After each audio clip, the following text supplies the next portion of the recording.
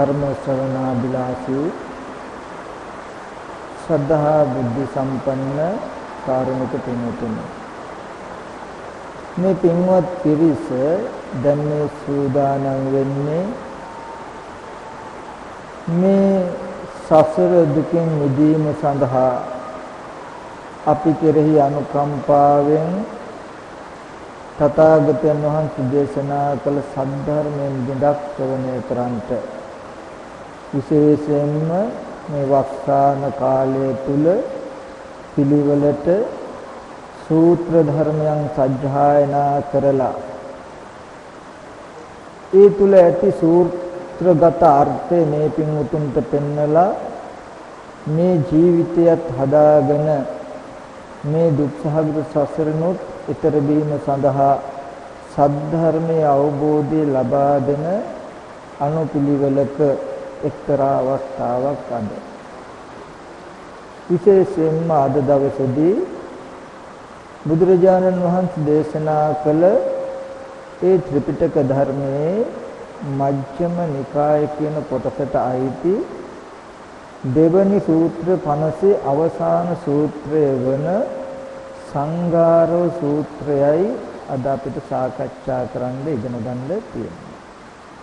බොහෝම වමනාවෙන් බොහොම ශ්‍රද්ධාවෙන් මේ දේශනාව අපි ශ්‍රවණය කරන්නට ඕනේ. එතකොටයි ඒ තුලින් ධර්මයේ ඉගෙනගෙන අපේ ජීවිතයේ තුලින් අපිට අත්විඳින්න පුළුවන්කම ලැබෙන්නේ. නැතිනම් ප්‍රතිපදාවක් හැටියට ඒ සූත්‍රගත අර්ථය අපේ ජීවිතය තුලින් ගොඩනගා ගන්නට පුළුවන් වෙන්නේ එතකොටයි. ඒ ජීවිතයෙන් ධර්මයේ තුල හැසිරෙන කෙනාටයි ධර්මය අවබෝධ කරගෙන මේ සියලුම සසර දුකෙන් නිදහස් වීමේ හැකියාව තියෙනවා. අනන්ත ජාති සංසාරේ ඉඳලා විඳ දුක් සිහිපත් කරලා මේ සියලු දුකෙන් අත මිදීම සඳහා මේ සූත්‍ර ධර්මයේ තියෙන දහම් අර්ථය මට වැටහෙවා කියන අදහස ඇතුව හැමෝම අහන්න ඕනේ. පින්වතුනි, මේ සංඝාරෝ සූත්‍රය දේශනා කළේ භාග්‍යවත් බුදුරජාණන් වහන්සේ මහත් වූ භික්ෂු සංඝයා පිරිවරාගෙන කොසල් රටේ සැරිසරන ධර්ම දේශනා කරමින් දහම් චාරිකාවක යෙදෙන කාලෙක. ඒ කාලෙදී ධනංජානි කියලා බැමිණියක් හිටියා මණ්ඩල කප්ප කියන ගමේ. මේ ධනංජානි බැමිණිය බුදුරජාණන් වහන්සේ කෙරෙහි ධර්මය කෙරෙහි සංඝ රත්නය කෙරෙහි හරීම ශ්‍රද්ධාවයි. හරීම ප්‍රසන්නයි. හැම වෙලාවෙම තුනුරුවන් මම ආයනය කරගෙන මමේව බුද්ධෝ මමේව ධම්මෝ මමේව සංඝෝ, බුදුරජාණන් වහන්සේ මගේමයි, ධර්ම රත්නේ මගේමයි, සංඝ රත්නේ මගේමයි කියලා ඉන්නේ.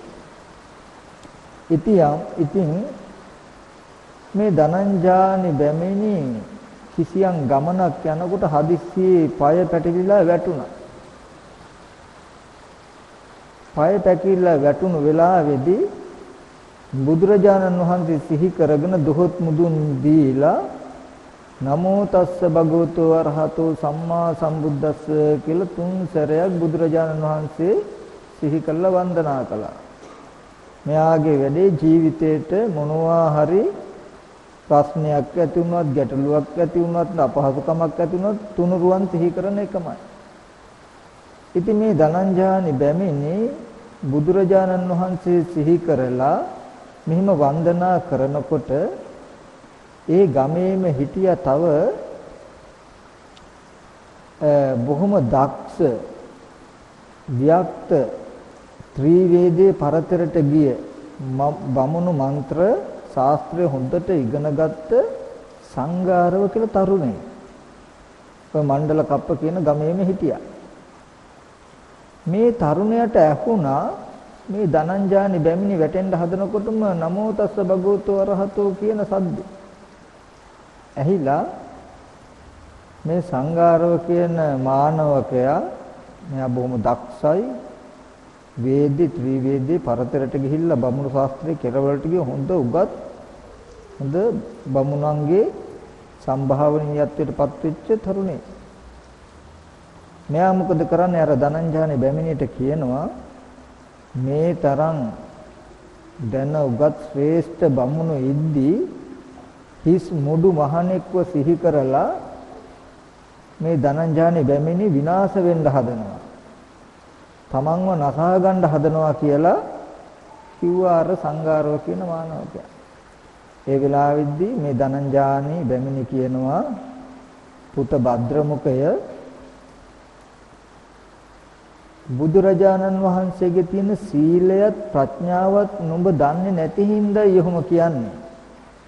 ඉතින් බුදුරජාණන් වහන්සේගේ තියෙන සීලයත් ප්‍රඥාවත් දෙක නුඹ දන්නවා නම් කවදාවත් බුදුරජාණන් වහන්සේට බොහොම කියන්නේ නැහැ. බොහොම කිය යුතුයි කියලා හිතන්නේත් නැහැ කියලා මේ බැමිණි මතක් කළා. ඒ වෙලාවේදී මේ සංඝාරව කියන මානවකයා කියන හොඳයි. එහෙනම් ඔය කියන බුදුරජාණන් වහන්සේ ඔය කියන ශ්‍රමණ බවත් ගෞතමයෝ මේ මණ්ඩල කප්ප නගරයට ආපු දවසක මට කියන්නකෝ කියලා ටිකක් සමච්චලයට වගේ කිව්වා. මේ බැමිණිත් මොකද කරන්නේ? හොඳයි කියලා මේ අදහස හිතේ තියාගෙන හිටියා. ඉතින් භාග්‍යවතුන් වහන්සේ මහත් වූ භික්ෂු සංඝයා එක්ක කොසල් රටේ ගම් නියංගම් දනව් සැරිසරමින් ධර්ම දේශනා කරමින් ලෝකාර්ථ චර්යාවේ හැසිරෙමින් අනුක්‍රමයෙන් ඇවිල්ලා මණ්ඩල කප්ප කියන ගමටත් ආවා. මණ්ඩල කප්ප ගමේ තෝදිය කියන බමුණගේ අඹ වනේ නවාතැන් ගත්තා. ඊට පස්සේ දැන් මේ ධනංජානි කියන බැමිණිට ආරංචි වුණා භාග්‍යවතුන් වහන්සේ මහත් වූ භික්ෂු සංඝයාත් එක්ක මේ මණ්ඩල කප්ප කියන ගමට ආවා.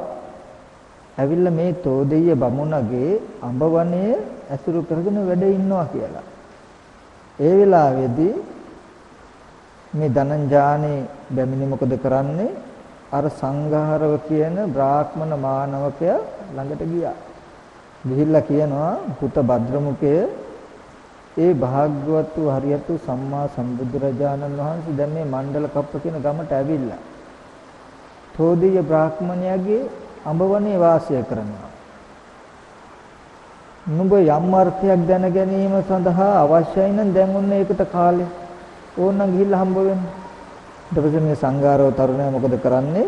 හොඳයි මම යන්නම් කියලා මේ ධනංජානි බැමිණිට උත්තර දුන්නා. උත්තර දීලා මේ සංඝාරව තරුණයා බොහොම දක්ෂයි, බොහොම ප්‍රඥාවන්ත කෙනෙක්. මෙයා ගියා බුදුරජාණන් වහන්සේ ළඟට. ගිහිල්ලා බුදුරජාණන් වහන්සේට වන්දනා කරලා සුවදුක් කතා කරලා එකත් පසක ඉඳගත්තා. එකත් පසක ඉඳගෙන මේ සංඝාර බමුණු මානවකයා බුදුරජාණන් වහන්සේගෙන් ප්‍රශ්නයක් අහනවා. මේ ලෝකේ සමහර ශ්‍රමණ බ්‍රාහ්මණයෝ ඉන්නවා තමන්ම සියල්ල දැනගෙන සියල්ල දැකලා මේ ජීවිතේම සියල්ල දැනගෙන සියල්ල දැකලා පරම නිෂ්ඨාවටපත් වුණා නැත්නම් දුකෙන් නිදහස් වීමටපත් වුණා නිවනටපත් වුණා කියන වචනය පිළිම කරලා ලෝකෙට මාර්ගය කියන අය ඉන්නවා. මම මේ දහම දැනගෙන අවබෝධ කරගෙනයි ඉන්නේ කියන ටික කියලා ඒ සඳහා විමුක්තිය සඳහා මඟ කියන ශාස්ත්‍රවරු ලෝකේ ඉන්නවා. ඒ ශාස්ත්‍රවරු අතරින් ශ්‍රමණ බෝධ ගෞතමයෝ මොන වගේ කෙනෙක්ද කියලා ප්‍රශ්නයක් ඇහුවා. ඒ වෙලාවේදී බුදුරජාණන් වහන්සේ දේශනා කරනවා භාරද්වාජය මෙයාගේ ගෝත්‍රය තමයි මේ සංඝාරව මානවකගේ ගෝත්‍රය තමයි භාරද්වාජ ගෝත්‍රය. ගෝත්‍රයෙන් බුදුරජාණන් වහන්සේ ආමන්ත්‍රණය කළා කියනවා භාරද්වාජ මේ ලෝකයේහි තමන් විශිෂ්ට ඥානයෙන් දැනගෙන විශිෂ්ට ඥානයෙන් දැකලා අවබෝධ කරගත්තා කියලා දහමක් නිවන අවබෝධ කරගත්ත විමුක්තිය අවබෝධ කරගත්ත කියලා ලෝකෙට කියන අය ඉන්නවා. ඒ අයගේ නානත්වයක් තියෙනවා. මම නානත්වය කියන්නම් කියලා මේ ලෝකේ සමහර කෙනෙක් ඉන්නවා විශේෂ ඥාණයෙන් දැනගෙන දැකලා දුක නැති කරගන්න පුළුවන් නිෂ්ඨාවකටපත් වෙන්න පුළුවන් කියලා අනුශ්‍රවයෙන් භ්‍රමචර්යාව පෙන්වන අය. ඒ කියන්නේ දුක නිදීම සඳහා විමුක්තිය සඳහා මාර්ගය කියනවා කොහොමද? අනුශ්‍රවයෙන්. අනුශ්‍රවයෙන් කියන්නේ එයා ගිහිල්ලා නැහැ. එයා දැකලා නැහැ. එයා අහලා තියෙනවා. එයාගේ પરම්පරාව අය කියනවා මෙන්න මේ විදිහට කළාම මෙන්න මේ විදිහට හැසිරුණාම මේ විදිහට හිතනකොට මෙන්න මේ පරම නිෂ්ඨාවටපත් වෙන්න පුළුවන් දුක නැති තැනකටපත් වෙන්න පුළුවන් ඒ සඳහා මෙන්න මේ විදිහට කටයුතු කරන්න කියලා කළ යුතුයි කියලා එයාගේ ගුරුවරුන්ගෙන් අහලා තියෙනවා. එයාගේ ගුරුවරුත් ඒත් ඉස්සෙල්ලා ගුරුවරුන්ගෙන් අහලා තියෙනවා. ඔහොම කෙනා પરම්පරාවටෙන් අහලා ලෝකෙට කියනවා අද දන්නේ නැහැ අද දකින්නේ නමුත් දැනගෙන දැකලා මේ දුකෙන් මිදෙන්න පුළුවන් මෙන්න මෙහෙම කළාම කියලා අහලා කියන අය ඉන්නවා. බුදුරජාණන් වහන්සේ දේශනා කරන හරියට කවුරු වගේද මේ තෙවිජ්ජා බමුණු වගේ ත්‍රිවිද්‍යාව ගැන හැදෑරුවාම බ්‍රහ්මයා ගාවට ගිහිල්ලා දුකෙන් මිදෙන්න පුළුවන් ඒ හින්දා ත්‍රිවිද්‍යාව හදාරන්න ඉගෙන ගන්න කියලා උගන්වන බමුණු වගේ. ගිය කෙනෙකුත් නැහැ ඒක දැකපු කෙනෙකුත් නැහැ සාක්ෂාත් කළ කෙනෙකුත් නැහැ අහලා විතරයි. ඔන්න ඔය වගේ අනුශ්‍රවයෙන් කියන අයත් ඉන්නවා විමුක්තියට භ්‍රමචර්යාව පෙන්නනවා ආදි භ්‍රමචර්යාව විමුක්තියට මුල් වෙන ධර්මතා ටික පෙන්නනවා අහලා. තෝදිය බමුණෝ වගේ නේ. තෙවිජ්ජා බමුණෝ වගේ. ඊට පස්සේ තව කොටසක් ඉන්නවා එයා එහෙම අහලත් නැහැ සද්ධාවෙන්.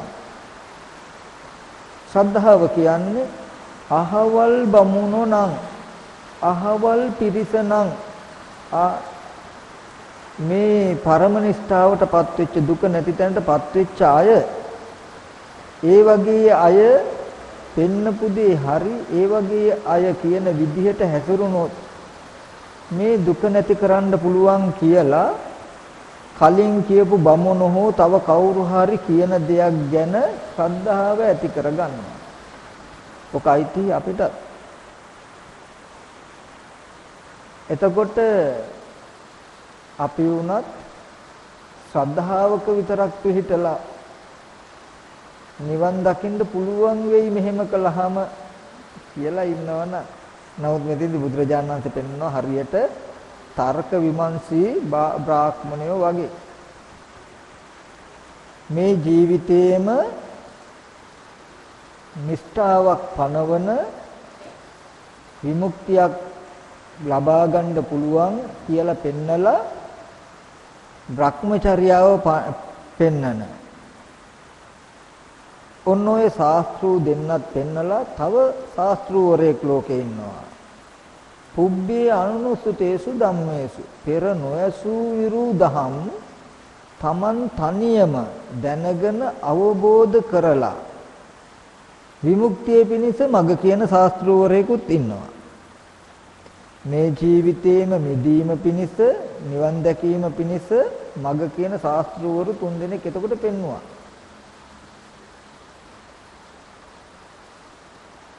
දෙන්නෙක් પરම්පරාවෙන් අහලා මිසක අහපු කෙනෙක් પરම්පරාව ගැන ඒ චාරිත්‍ර වාරිත්‍ර ගැන සද්ධාව ඇදහිීම තියෙන කෙනෙක් අනිත් කෙනා පෙර නොඇසූ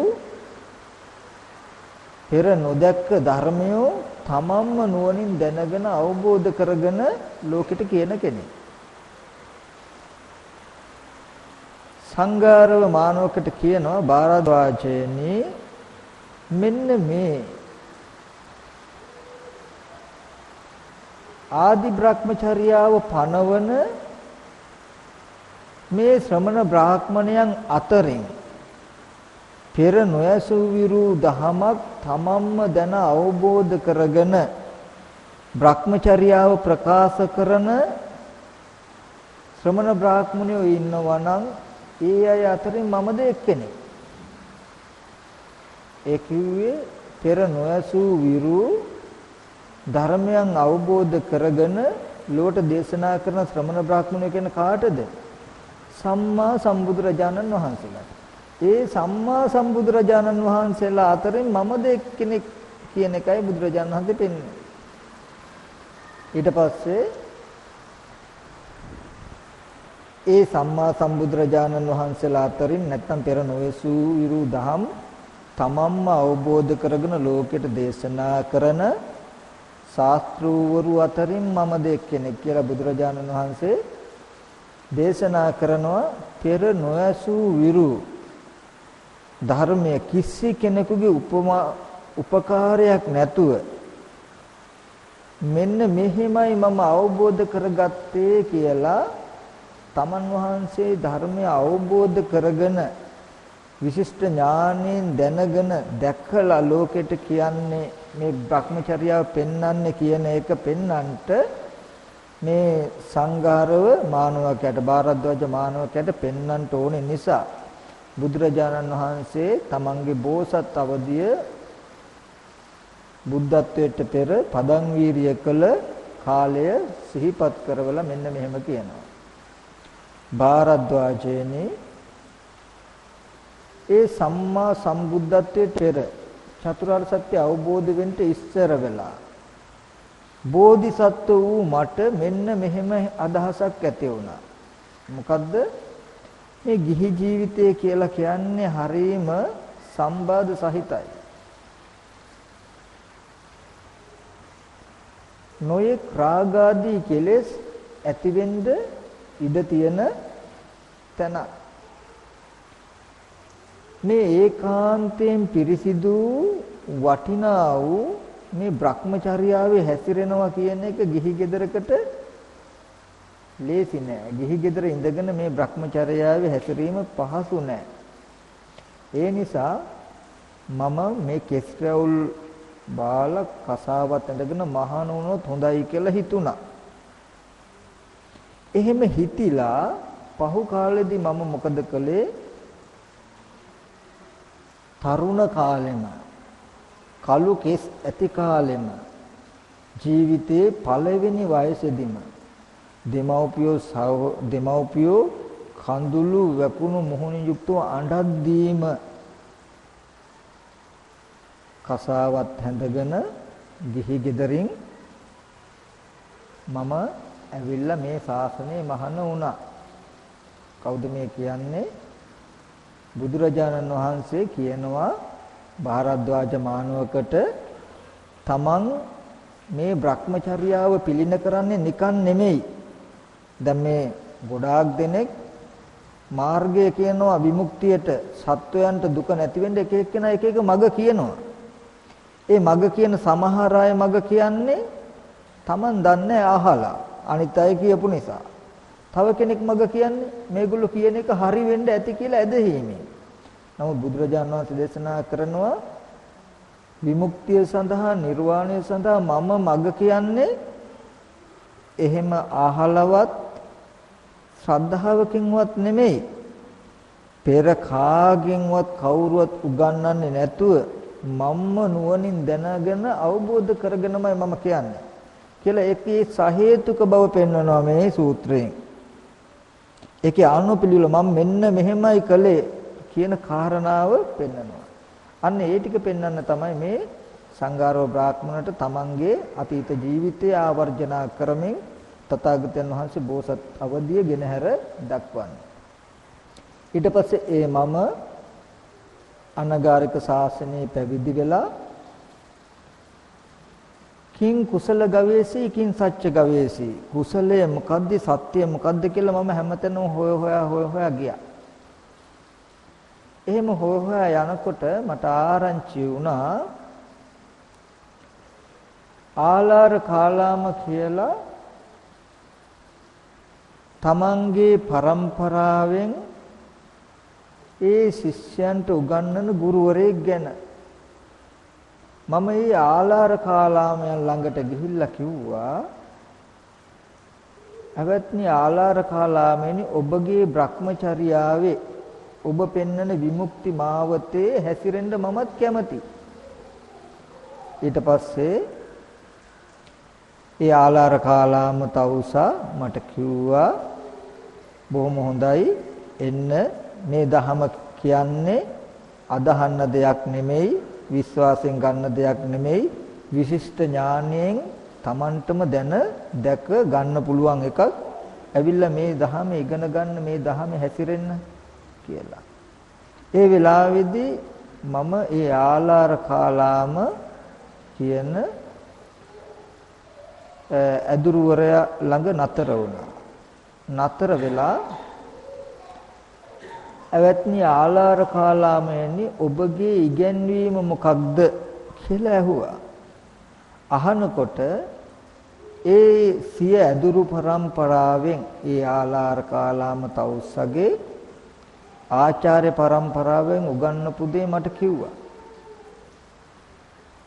උගන්වන්න තොල් දෙක සලනකොට මට ඒකේ අර්ථය තේරෙනවා.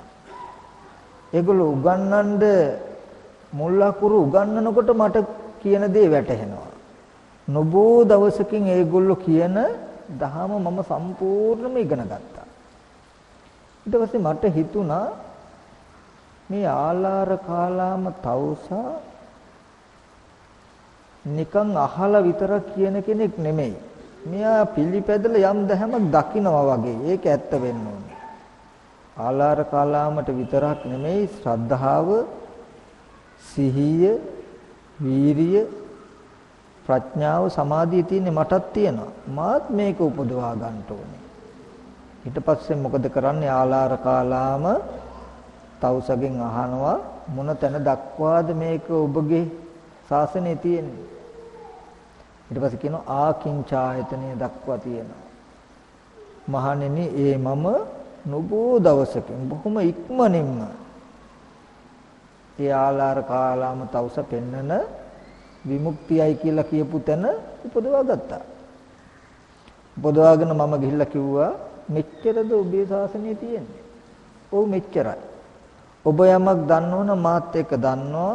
ඔබ යමක් දකිනවනම් මාත් එක්ක දකිනවා. දැන් බෝසතාණන් වහන්සේ කියනවා ඔබට පේන දේ මටත් පේනවා. මට පේන දේම ඔබටත් පේනවා. එතකොට ආලාර කාලාමටත් හිත බලන්න පුළුවන්. ඔය වෙනකොට පෙරසිට එහෙම දකින්න මට්ටම් තියෙනවා. එයත් බල්ලා කියනවා මම යම් බඳුද ඒ ඔබ වගේ. ඔබ යම් බඳුද ඒ මම වගේ. ඇත්තටම ඔබ වගේ කෙනෙක් අපිට හරි ලාභයක්. එන්න අපි දෙන්නම එකතු වෙලා මේ ශිෂ්‍යයෝ ටික හදාගමු. ශිෂ්‍යයන්ට උගන්වමු කියලා දැන් මෙයාව මේ බෝසතාණන් වහන්සේ ගෝලයක් හැටියට සලකන්නේ නැතුව සමාන ගුරු තනතුරේ තබා ගත්තා. ඊට පස්සේ බෝසතාණන් වහන්සේට හිතුණලු මේ සමාපත්තිය කොච්චර වුණත් ආකින්චායතනය කියන බ්‍රහ්ම ලෝකේ ඉපදීම පිණිස විතරයි තියෙන්නේ. මේක කලකිරීම සසර කලකිරීම පිණිස නොයලීම පිණිස නිරෝධය පිණිස සියලු දුක් ගෙවීම පිණිස නිවන් පිණිස පවතින්නේ නැහැ. මේකෙන් මට වැඩක් නැහැ කියලා මං මහණෙනි භාරද්වාජනි ඒ ධර්මය ඒ ශාසනය ඒ ස්ථානයේ ගැන කලකිරිලා එතනින් පිට වෙලා ගියා. ඒ විදිහට ගියාම කුසලය මොකද්ද සත්‍ය මොකද්ද කියලා ඒ විදිහට පිට වෙලා නැවතත් හොයාගෙන යනකොට ඊට පස්සේ මට හම්බුණා උද්දක රාමපුත්ත කියන උද්දක කියන ශාස්ත්‍රවරයා රාම කියන ශාස්ත්‍රවරයාගේ පුතා වූ උද්දක මට හම්බුණා. එයාගේ අදුරු પરම්පරාවේ උගන්වන ධර්මය මට හම්බුණා. මං එතෙන්ටත් ගිහිල්ලා එතෙන්දිත් අර ආලාර කාලාමට කියපු විදිහටම කියලා ආලාර කාලාම කියපු විදිහට මේ ධහම නොබෝ දවසකින් ඉගෙනගෙන ඒ සමාන තත්ත්වයටපත් වෙලා උද්දක රාම පුත්තත් මොකද කරේ බෝසතාණන් වහන්සේව සම මට්ටමේ තැබුවා. දැන් මේ කතාවක් කියන්නේ හොඳට මතක තියාගන්න ඕනේ සංඝාරව කියන මානවකයට බෝසතාණන් වහන්සේ කතාවක් කියනවා මම ලෝකෙට බණ කියන්නේ ලෝකෙට නිවන් මඟ පහදලා දෙන්නේ අනිත් අය වගේ ඇදහිීමෙන් නෙමෙයි අහලා නෙමෙයි මෙන්න මේ වගේ හොයලා ගවේෂණය කරලා උත්සාහයෙන් ලැබුණු ප්‍රතිඵලයකින් මේකෙන් හොඳ කාරණාවක් කියනවා අපිටත් විමුක්තියේ මාවත කියන එක මෙන්න මේ වගේ අදහන්න විශ්වාස කරන්න නෙමෙයි දැන දැකම යා යුතුයි කළ යුතුයි කියන කාරණාවක් අපි ඉදිරියට ඒක කතා කරමු.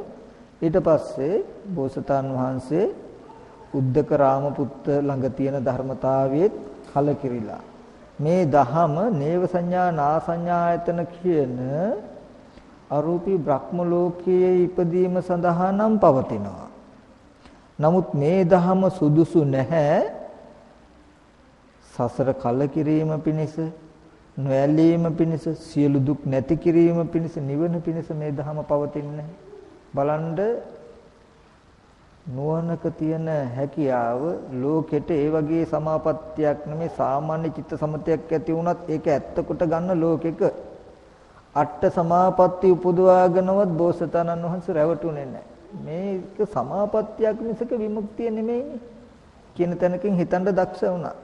හිතලා එතනනුත් කලකිරුණා. කලකිරිලා කුසලය මොකද්ද සත්‍ය මොකද්ද කියලා තව දුරටත් හොයන්න ගියා. මෙහෙම හොයාගෙන යනකොට බෝසතාණන් වහන්සේ දැක්කා හරීම ලස්සන සුදු වැලි තලාවන්ගෙන් පිරුණු ඊටාම සිසිල් ජලයේ තියෙන හරි රමණීය භූමි භාගයක් දැක්කා. ගම් යුරාවට දෝට ගස්වැල් වැවිලා හේවන තියෙනවා හරීම ලස්සනයි ජලය හරි පිරිසිදුයි සුදුම සුදු වැලි තලා තියෙන්නේ මේ ප්‍රදේශයේ දැකලා පිණ්ඩපාත යන ගොදුරු ගමත් ගොඩාක් ඈතක නැහැ ගොඩාක් ළඟමත් නැහැ පදං වීරිය කරනවා නම්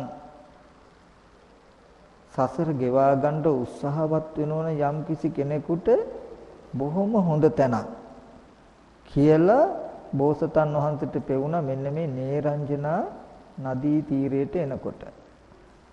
එතකොට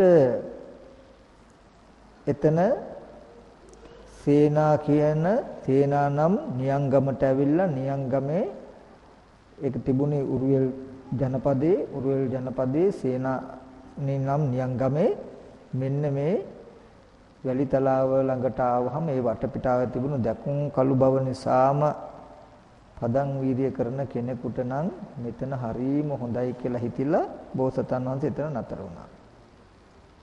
නතර වෙලා එතන තිබුණ බෝධියක් ඒ බෝධිය තමයි පරිහරණයට ගත්තේ. ඒ බෝධිය මුල ඉඳගෙන භාවනා කරනවා.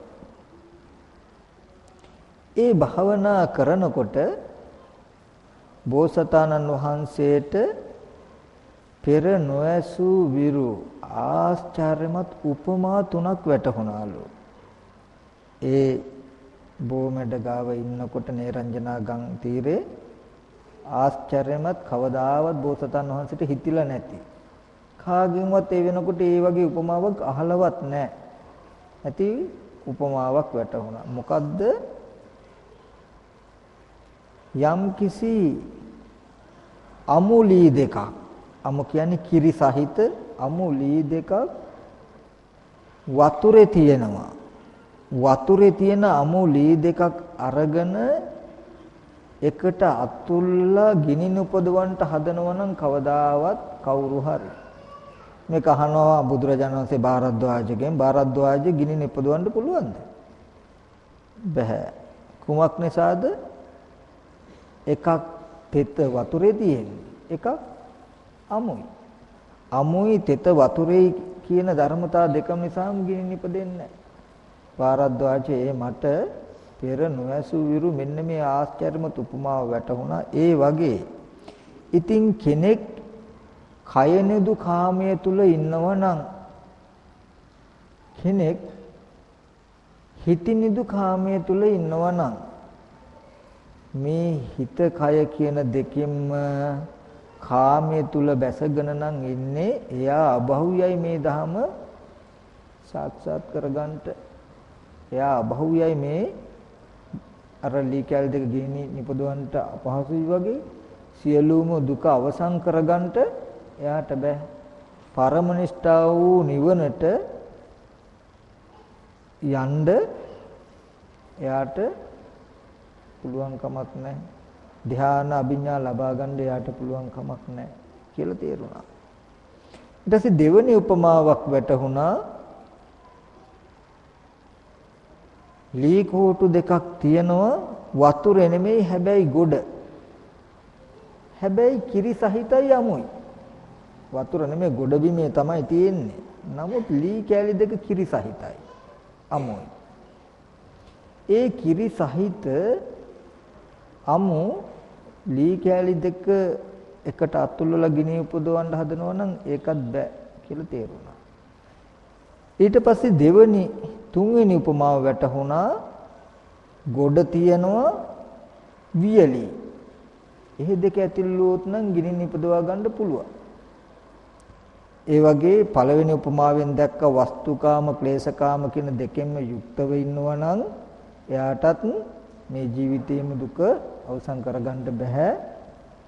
යම් කෙනෙක් වස්තුකාමයෙන් අයින් වෙලා ගෙවල් දොරවල් යාන වාහන ඉඩකඩම් මිල මුදල් මේවා අතහැරලා නමුත් මේ වර්ගය තියෙන හිත නැති වෙලා නැත්තම් ගොඩ තමයි තියෙන්නේ. නමුත් ඒ ලී අමුයි නම් සෙනෙහ සහිතයි නම් කිරි සහිතයි නම් ඒ වගේ කෙනෙක් මහාන වෙලා වෙන්න පුළුවන්. ගිහි කෙනෙක් වේවා යම් සීලයක පිහිටලා වෙන්න පුළුවන්. කයෙන් කාමෙන් වෙන් වෙලා හිතෙන් කාමෙන් වෙන් වෙලා නැත්තම් ඒත් හරියන්නේ. දෙවෙනි එක ජලයේත් නෙමෙයි තියෙන්නේ අමුත් නෑ වියලි. ගිනි නිපදවා ගන්න පුළුවන් වගේ කයනුත් කාමයන්ගෙන් අයින් වෙලා හිතනුත් කාමයන්ගෙන් අයින් වෙලා නම් අන්න එයාට ගිනි නිපදවා ගන්න පුළුවන් කියලා පෝසතන් වහන්සේට මෙන්න මේ පෙර නොඇසු විරු ආශ්චර්යමත් තුන්වෙනි උපමා තුන තේරුණාලු. ඊට පස්සේ බෝසතන් වහන්සේට හිතුණලු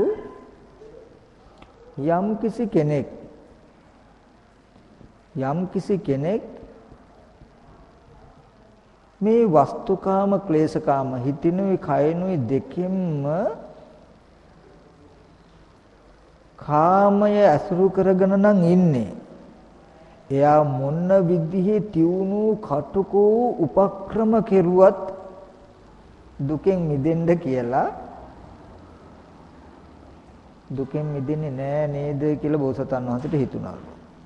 මොන්න තරම් තියුණු උත්සාහයක් යෙදුනත් ගිනි නිපදවන්න කියලා බෑ. එතකොට මේ හිතෙනුයි කයනුයි දෙකෙන්ම වස්තුකාම ක්ලේශකාමයන් ඇසුරු කරගෙන ඉන්න කෙනා උත්සාහයක් නොකර හිටියත් දුකෙන් මිදෙන්න බෑ කියලා තේරුණා. මොන විදිහේ තියුණු දුකක් වින්දත් උත්සාහයක් කළත් දුකෙන් මිදෙන්න බෑ. තියුණු දුකක් නොවින්දත් උත්සාහවත් නොකළත් දුකක් මිදෙන්න බෑ. එතකොට මෙන්න මේ විදිහට බෝසතාණන් වහන්සේ දැක්කා මේ උපමාවෙන් විදිහට යම් කිසි කෙනෙකුට මේ ධහම අවබෝධ කරගන්නවා නම් අවබෝධ කරගන්නට වෙන්නේ මේ හිතෙනුයි කයනුයි කියන ධර්මතා දෙකෙන්ම කෙලෙසුන්ගෙන් මිදිලා.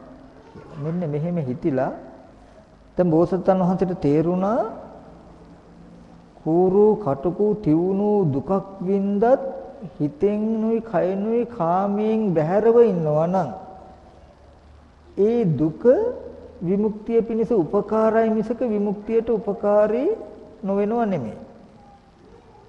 ඒ කියන්නේ යම්කිසි කෙනෙක් කාමයන්ගෙන් වෙන්වීම සඳහා වචනෙන් නෙමෙයි කාමයේ අතහැරිච්ච විදිහට අතහැරෙන විදිහට යම් දුකක් වින්දත් ඒකෙන් ධර්ම අවබෝධ කරගත හැකි. යම් සැපක් වින්දත් ධර්ම අවබෝධ කරගත හැකි. කයනුයි හිතනුයි දෙකෙන්ම කාමයේ අනුව යෙදිලා දුකක් වින්දත් අවබෝධ කරගන්න බෑ, සැපක් වින්දත් අවබෝධ කරගන්න බෑ. මෙන්න මේ විදියට හිතිලා ඊට පස්සේ බෝසතාණන් වහන්සේ මොකද කළේ? පහු කාලෙදී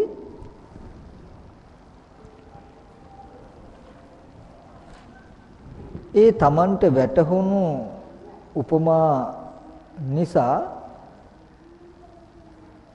බෝසතාණන් වහන්සේ මේ පදං වීරිය දැඩි භාවනා කිරීම සඳහා හිත දැඩි කරගත්තා. හැබැයි ඉතින් හිත දැඩි කරගත්තට බෝසතාණන් වහන්සේ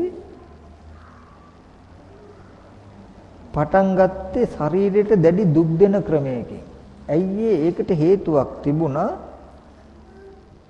ජන සමාජය තුල ඒ වටපිටාව තුල බෝසතාණන් වහන්සේගේ දැනුම මට්ටම ඒ කාලේදී ඒ ජීවිතය තුල දැනගන්න හම්බෙච්ච වටපිටාව තුල තිබුණේ හැම තැනකින්ම මොකද්ද? දුක් විඳලා තමයි ධර්ම අවබෝධ කරගන්න පුළුවන්.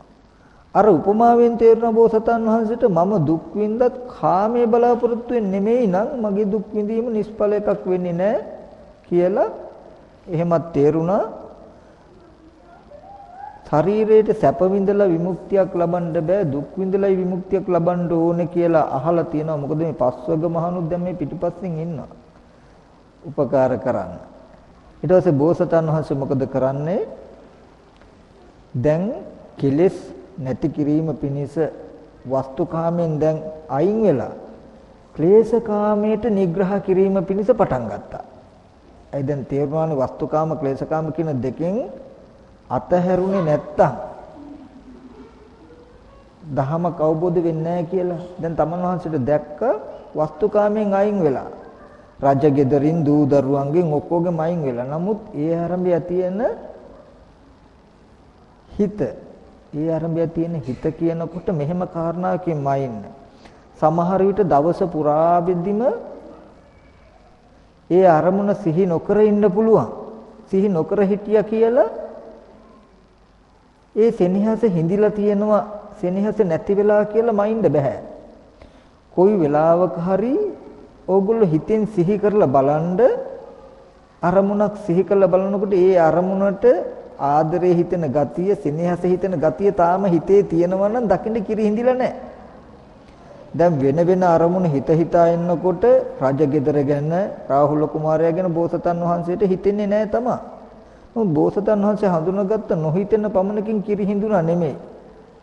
යම් වෙලාවකදී අවුරුදු 10කින් හරි රාහුල කුමාරයා සිහි කළොත් අනේ මගේ දරුවා රජමාලිගාවේ නේද කියන හැඟීම නැත්නම් ආදරේ ගතිය ඇති වෙනවනම් සිහි කළාම ඇති වෙන්න පුළුවන් ගතිය දිහා බල දකින්න කිරි හිඳිලා නැති බව. අමු බව. තේරෙනවද නේද කියන්නේ? ක්ලේශකාමයේ මයින්න ඔගොල්ලෝ යම් චිත්ත සමතයකට පත් වෙලා කිසිම අරමුණක් එන්නේ නැති තැනට තිබුණා. ඒද අයිති වස්තුකාමයෙන් මිදීම කියන තැනටයි. ගෙවල් දොරවල් යාන වාහන ඉඩකඩම් මිල මුදල් කයිනුත් අතහැරලා හිතටත් ඒව ගැන හිතෙන්නේ නැති ශුන්්‍යතාවයක් තුල ඉන්නවනම් ඔන්න මේ ඔක්කොම අයිති වස්තුකාමයෙන් මිදීමටයි. ක්ලේශකාමය කියන්නේ ඇහින් හෝ වේවා හිතින් හෝ වේවා බලනකොට සිහි කරනකොට හිත ඇතුලෙන් ඒකට ඇදෙන ගතිය සැසඳෙන ගතිය නැතිනම් අන්න කිරි හිඳිලා ක්ලේශකාමේ නැහැ. අරමුණක් ඇති නැති බව මත නෙමෙයි ක්ලේශකාමයේ මනින්නේ. ඒක හොඳට තේරුම් කරගන්න මම ගැඹුරු අර්ථයක් ඔක මතක් කළේ. ඒ අරමුණ සිහි කරනකොට ඒ අරමුණ කෙරේ හිත බැඳී යන ගතිය තියෙනවද නැද්ද කියලා මනින්න ඕනේ. ඉතින් බෝසතාණන් වහන්සේ බැලුවා බලනකොට අරමුණු සිහි නොකළ ඉන්න පුළුවන්. සිහි නොකළ හිටියට ක්ලේශකාමයේ නැති වෙලා නැහැ. තාම ඒ ටිකත් ඇති වස්තුකාමයට.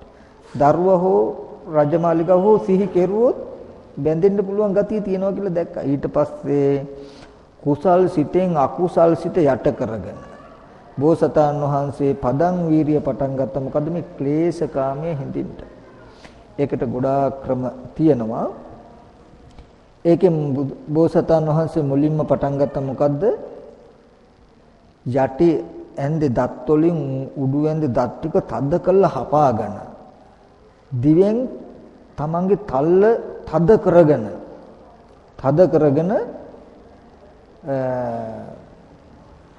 හුස්ම ගන්නෙ නැතුව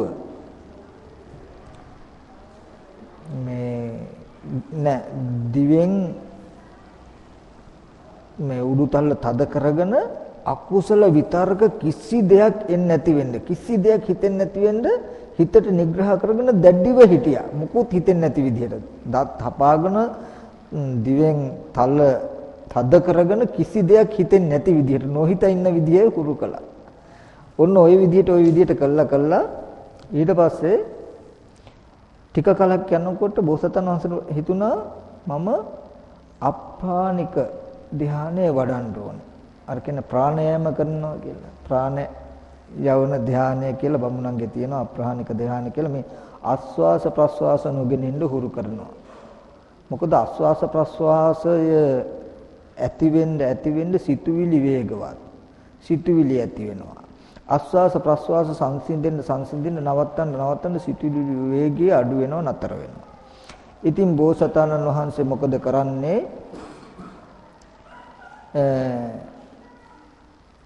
තමන් වහන්සේ නාසය වහගෙන කටත් වහගෙන ඔන්න ආස්වාස ප්‍රස්වාස නොකර වලක්වාගෙන හිටියා. දැන් ආස්වාස ප්‍රස්වාස කරන්නේ නැතුව හිටියා. එහෙම ඉන්නකොට නාසයයි කටයි දෙකම වහගෙන හුස්ම ගන්නෙ නැතුව ඉන්නකොට බෝසතාණන් වහන්සේට මොකද වෙන්නේ?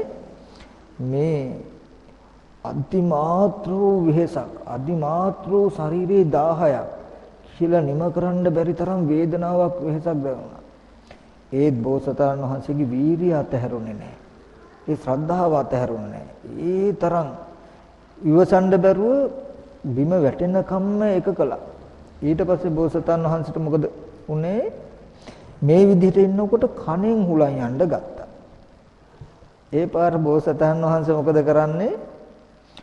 කටිනුයි නහයනුයි කන් දෙකත් තද කරගෙන කනෙනුත් හුලන් යන්නේ නැති විදිහට මේ ආස්වාස ප්‍රස්වාසය ඉර කරගෙන හිටියා. මේ වගේ හුස්ම ගන්නෙ නැති බව හුරු කරන්න නොයේ ක්‍රම වලට හුරු කරන්න මහ විශාල වෙහසක් වින්දා.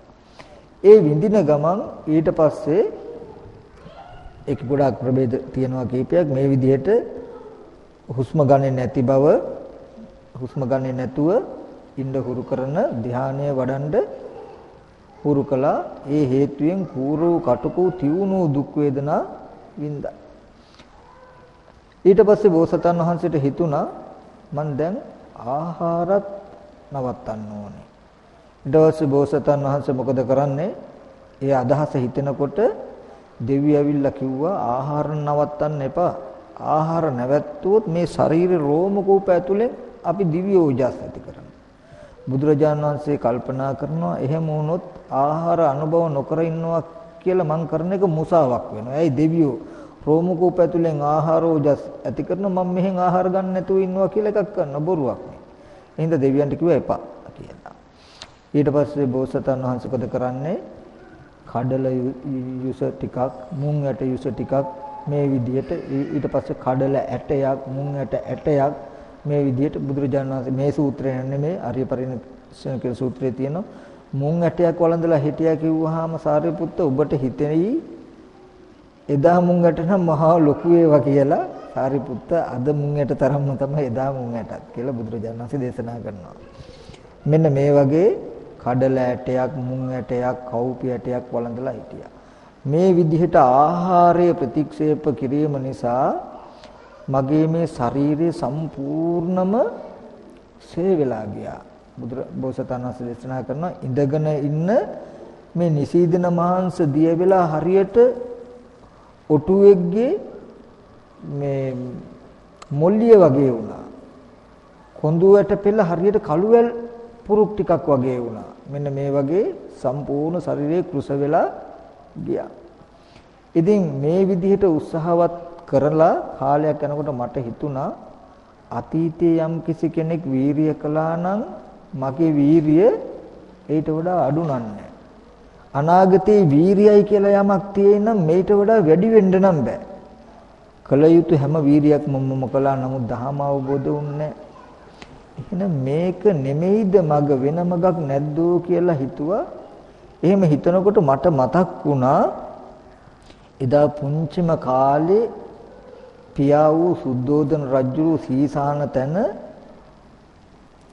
විතක්ක සහිත විචාර සහිත ප්‍රථම ධ්‍යානයට සංවැදලා හිටපු තැන මතක් වුණා. මතක් වෙලා මට හිතුණා මේකවත් නිවනට මගද විමුක්තියට මගද කියලා. ඒ වෙලාවේදී මට හිතුණා ඇයි මං මේ සැපේට බයයිද කියලා. ඒ කාලයක් දුකෙන්මයි විමුක්තිය ලබන්න ඕනේ කියලා අදහස් ඇතුව ජීවත් වෙලා එකපාරට සැපට පැත්තට හැරෙනකොට කුකුසක් ඇති වුණා මේක වැරදිවත්ද කියලා. ඊට පස්සේ බෝසතාණන් වහන්සේට මා අදහසක් ඇති වුණා සතානුසාරී ප්‍රඥාව පහළ වුණා. ඒ සිහියානුවගේ නුවණ පහළ වුණා. නෑ මේකම තමයි විමුක්තියට මඟ වෙන්න ඕනේ. මොකද දුක නිසා විමුක්තිය ලැබෙනවා නම් දැන් ලැබෙන්න ඕනේ. එච්චරට දුක් විඳා. දැන් මේ භාරද්වාජ මානවකට කියන්නේ. ඊට පස්සේ මම කල්පනා කළා මේ සරන් ශරීරේ දැන් කෘෂ භවට ගිහිල්ලා ෂේ වෙලා තියෙද්දි ඒ අධිකතර සැපක් වූ ප්‍රථම ධානය ලබා ගන්න බෑ මේ වගේ කයකින්. ඒ හින්දා මම ආහාර පාන ගන්න ඕන කියලා හිතාගෙන මම ආහාර පාන ගන්න ගත්තා. ආහාර පාන අරගන්න ගත්තාම මේ ශ්‍රමණ බවත් ගෞතම යම් ධහමක් අවබෝධ කරගෙන සම්මා සම්බුද්ධත්වයට පත්වලා අපිටත් බණ කියයි කියලා මට උවටන් කරමින් හිටව පස්වග මහණු ගියා යන්න කලකිරිලා. ඊට පස්සේ පහු කාලෙදී මම ආහාර පාන අරගෙන කාය ශක්තිය ඇති කරගෙන මේ විතක්ක ਵਿਚාර වූ ප්‍රීතිය සහ සැපය ඇති විතක්ක සහිත ਵਿਚාර සහිත ප්‍රථම ධානයේ එළඹ උපදවාගෙන වාසය කළා. ඊට පස්සේ මම ඒ විදිහටම ဒုတိ ය ධානයත් උපදවාගෙන වාසය කළා. තුන්වෙනි ධානයත් උපදවා ගත්තා. හතරවෙනි ධානයත් උපදවා ගත්තා. හතරවෙනි ධානයත් උපදවාගෙන ඊට පස්සේ මම මොකද කරන්නේ? හිත හොඳට පිරිසිදු වුණාම නිර්මල ස්වභාවයටපත් වුණාම කෙලෙස් රජ සම්පූර්ණ මේ හිතින් දුරු වෙලා පහ වෙලා ගියාට පස්සේ මම මොකද කරන්නේ? පෙරවිසූ කඳ පිළිවෙල දකින්ට මේ හිත යොමු කළා. පෙර තමන් උපන්න ආත්ම භාවයන් බලන්ට සිහිය නුවණ යොමු කළා. ඊට පස්සේ හිත හොඳට සමාධිගත වුණාම පිරිසිදු වුණාම පිරිසිදු භාවයට ගියාම මේ සත්වයන්ගේ චතුප්පාති දන්නා නුවණ සඳහා හිත යොමු කළා. කොහොමද මේ කර්ම කරපු මේ සත්වයෝ මේ තැන්වල ඉපදිනව නේද? මෙතන අකුසල කර්ම කරන මේ සත්වයෝ මේ අපායේ ඉපදිලා ඉන්නවා. මේ කුසල කර්ම කළාය කුසල හේතුයෙන් සුගතිය ඉපදිලා ඉන්න මේ වගේ සත්‍යංගේ චුතිප්පත්ති දන්නා නුවණ පහළ වුණා. ඊට පස්සේ හිත හොඳට පිරිසිදු වුණාට පස්සේ හිත පිරිසිදු කළාට පස්සේ මම මේ ආශ්‍රයක්ෂය කිරීම සඳහා හිත නැමුවා. මම ඒ පිරිසිදු හිතින් මේ දුක මේ දුකේ ඇතිවීම මේ දුකේ නැතිවීම මේ දුක නැති කරන මඟ කියලා නුවණින් බැලුවා. ඒ ටික තේරෙනකොට මට තේරුණා ඒ ටික ඇත්ත. ඒ ඇත්ත නොදන්නාකම නිසා පවතින ආශ්‍රවක් තියෙනවා. ඊට පස්සේ මේ ආශ්‍රයන්ගේ ඇතිවීම, මේ ආශ්‍රයන්ගේ නැතිවීම, මේ ආශ්‍රය නැති කරන මඟ කියලා මෙන්න මේ ධර්මතා දෙක, අවිද්‍යාවත් ආශ්‍රවත් කියන ධර්මතා ටික මට වැටහුණා, අවබෝධ වුණා. ඊට පස්සේ මට අවිද්‍යාව දුරු වුණා, විද්‍යාව පහළ වුණා.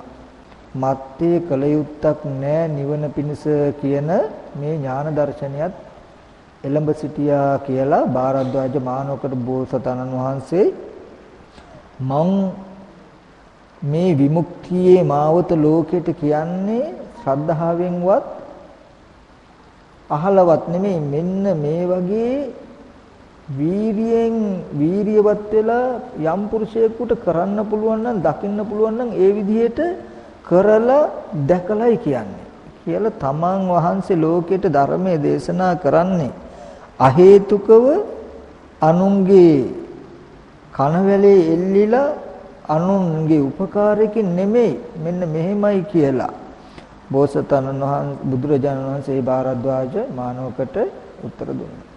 එකල්ලි භාරද්වාජ මානවක කියනවා සංඝාරෝ මානවක කියන භාග්‍යතුන් වහන්සේ ඒකාන්තයෙන් ප්‍රධානයක්ම වීරිය කළ යුත්තේ යම්සේද වීරිය කළ යුත්තේ යමක් ලැබිය යුතු නම් එසේම වූවක් ලැබලා තියෙනවා. කොටින් කියනවා නම් අරිහත් වූ සම්්‍යක් සම්බුදුරජාණන් වහන්සේ නමක් විසින් යමක් කළ යුතු නම් ඒ ටික භාග්‍යතුන් වහන්සේ කළා තියෙනවා. අරිහත් වූ සම්්‍යක් සම්බුදුරජාණන් වහන්සේ විසින් කළ යුත්තම භාග්‍යතුන් වහන්සේ කළා තියෙනවා. කියන්නේ භාග්‍යතුන් වහන්සේ අරිහත් සම්මා සම්බුද්ධමමයි කියලා මේ සංඝාරෝ බමුණා කියනවා. ඊට පස්සේ මේ බමුණා අහනවා භාග්‍යතුන් වහන්සේ දැන් මේ ප්‍රශ්නේ යාගේ ලැබුණා දෙවියෝ ඉන්නවද කියලා. ඊට පස්සේ බුදුරජාණන් වහන්සේ දේශනා කරන භාරද්වාජ දෙවියෝ ඇද්ද කියන මේ කාරණාව මම හොඳට ප්‍රත්‍යක්ෂයෙන් දන්නවා කියලා කියනවා. ඊට පස්සේ භාරද්වාජ කියනවා දෙවියෝ ඇද්ද කියලා අහනකොට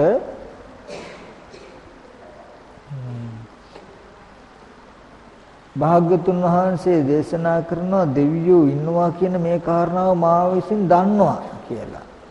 ඉන්නවා කියන්නේ ඒ කියන්නේ පේන්නේ නැහැනේ. මේ පේනවා අදහසක් කියන්නේ පේනවා කියලා හැම දෙයක්ම පේනවා කියලා කිව්වට ඒක බොරුවක් නේ භාග්‍යතුන් වහන්සේගේ කියලා. ඇයි බුදුරජාණන් වහන්සේ කෙලින්ම ඍජුව කියන්නේ නැහනේ. ඉන්නවද නැද්ද කියලා. ඊට පස්සේ භාග්‍යතුන් වහන්සේ දෙවියෝ ඇද්ද කියලා අහනකොට භාරද්වාජ දෙවියෝ ඇද්ද කියලා අහන තෙල කරුණ මා විසින් දන්නාලද කියනවා. මේ ඒ කියන්නේ දෙවියෝ නැද්ද එතකොට. ඊට පස්සේ භාරද්වාජ එතකොට බුදුරජාණන් වහන්සේ දේශනා කරනවා භාරද්වාජ දෙවියෝ ඇද්ද කියලා අහනකොට යමෙක් දෙවියෝ ඇතයි කියයිද යමක් මා විසින් දන්නාලදයි කියයිද මේ කාරණාවෙන් දත යුතුයි දෙවියෝ ඉන්නවා කියලා. එහෙනම් ඇයි භාග්‍යතුන් වහන්සේ කෙලින්ම කිව්වේ නැත්තේ ඉන්නවා කියලා? ලෝකේ හැමෝම කියනවා දෙවියෝ ඉන්නවා කියලා. හැමෝම සම්මතයි දෙවියෝ ඉන්නවා කියලා. මමත් දෙවියෝ ඉන්නවා කිව්වොත් ඔබ හිතයි අදහස තියෙනවා මාත් මේ ලෝකයාගේ මතේ පිහිටලා කියනවා කියලා. මට ඕනේ ලෝකයාගේ මතේ පිහිටලා නෙමෙයි දෙවියෝ ඉන්නවා කියලා මම දන්නවා කියන කාරණාවම කියන්නේ. මේ ලෝකයා කියනකොට දෙවියෝ ඉන්නවා කියලා කියනවා නෙමෙයි. දෙවියෝ ඇති බව මම දන්නවමයි දකින්නවමයි කියන එක කියන්න ඕනේ හින්දා. ඒ හින්දායි මම එහෙම කිව්වේ කියන්නේ. ඊට පස්සේ මේ භාරද්වාජ බොහොම සතුටු වෙනවා. සතුටු වෙලා මෙයා මොකද කරන්නේ? ප්‍රීති වාක්‍යයක් ප්‍රකාශ කරනවා. භාග්‍යතුන් වහන්සේ මේ ධර්ම දේශනාව ඉතාමත් ශ්‍රේෂ්ඨයි. භාග්‍යතුන් වහන්සේ මේ ධර්ම දේශනාව ඉතාමත් වටිනවා. හරියට යටි kuරු කරලා තියෙන දෙයක් උඩු kuරු කෙරුවා වගේ. ඒ වගේම වහලා තිබුණු දෙයක් ඇරලා පෙන්නුවා වගේ. මං මුලා වෙච්ච කෙනෙකුට මාර්ගය කිව්වා වගේ. ඇස් ඇති කෙනෙකුට අඳුරේ රූප දකින්න හරියට පහනක් පත්තු කෙරුවා වගේ. භාග්‍යතුන් වහන්සේ දේශනා කළ ධර්මය මට හොඳට තේරුණා. භාග්‍යතුන් වහන්සේ අද ඉඳලා ජීවිතයේ තියෙන කම්ම භාග්‍යතුන් වහන්සේ කෙරෙහි ශ්‍රද්ධාවෙන් සරණ ගිය උපාසකයෙකුට දරන්න මේ සංඝාරව. මේ සංඝාර කියන්නේ භාග්‍යතුන් වහන්සේගේ ශ්‍රාවකයෙක් කියලා ශ්‍රාවක බව පිළින කළා. ඉතින් මේ සූත්‍රය තුලින් අපිට බොහෝම වටිනා කාරණාවක් තියෙනවා. ශ්‍රද්ධාවෙන් එහෙම නැත්නම් අනුශ්‍රවයෙන් ඇහිීමෙන් සීමා නොවි ඇහිීමට සීමා නොවි පදන් වීරිය කරලා ජීවිතයෙන් තමන්ම දැකලා මේ ජීවිතයෙන් විමුක්තිය ළඟා කරගන්න ඕනේ කියලා. ඒ හින්දා මේ පින්වතුනුත් සමහර විට අපි නිවන් මඟ මේ පින්වතුන් අහලා ඇති. මේ ධහමෙන් නිවන් දකින්න පුළුවන් කියලා ශ්‍රද්ධාව ඇති. නමුත් ඔය අහපු එකටවත් ඔය ශ්‍රද්ධාවටවත් බලන්න ඕගොල්ලන්ව මේ ජීවිතේ ජරා මරණ දුකින් එතර කරවන්න පුළුවන්ද කියලා බෑ. ඒ ටිකෙන් කියනවා ඔතෙන්ට සීමා නොවි මේ ධහම තමන්ම විශිෂ්ට ඥාණයෙන් දැනගන්න දැකගන්න උත්සාහවත් වෙන්න. දැනගෙන දැකගෙන ධහම දේශනා කරන ශාස්ත්‍රඥ වහන්සේ නමක් හම්බ වෙච්ච යුගයේ ඒ ශාස්ත්‍රඥ වහන්සේගේ ධහම ඇසුරු කරගෙන ධහම දැනගෙන දැකගෙන මේ ජීවිතේම දුක් කෙලවර කරගන්න මේ පින්වතුන් අදහස් කරගන්න ඕනේ. මොකද සසරට වැටුණු දවසට අපිව බේරගන්න කිසිම කෙනෙක් එන්නේ නැති නිසා බුද්ධෝත්පාද කාලේ මනුෂ්‍ය ජීවිතයේ සද්ධර්මයේ කියන පාරමිතා පුරල ලබන්න ඕනේ ටික ලබලා අපි තියෙනවා. දැන් වීරිය කරගන්න වීරිය කරලා මේ ජීවිතේම දුක් ඡේ කරගන්න ඒ සඳහා මේ දේශනාව මේ පින්වුතුන්ට හේතු උපනිශ්‍රේම වේවා කියලා හැමදෙනාම සද්ද.